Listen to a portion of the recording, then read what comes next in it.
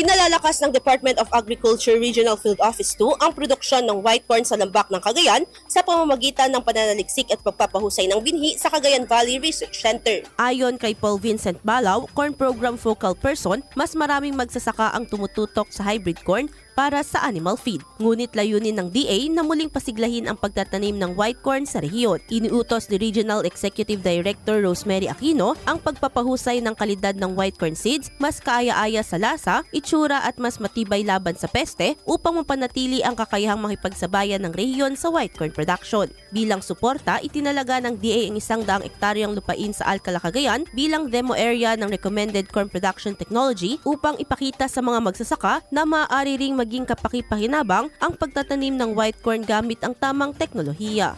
Idol, nanunuyo ba at hina ang elasticity o pagbanat ng balat?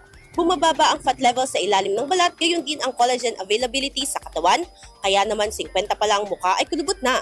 Para mapigilan ang mabilis na pagtanda, mag-DTX 500 na. Pinaparami ang cell regulators gaya ng retinols, peptides at growth factors para sa collagen metabolism and production. Sa DTX 500, hindi lang balat mo ang magiging makinis kundi ang selula ng iyong buong katawan. Para maging healthy, mag-DTX 500 palagi. Para sa IFM News, ako si Idol Sena Mariactang, Idol. IFM News.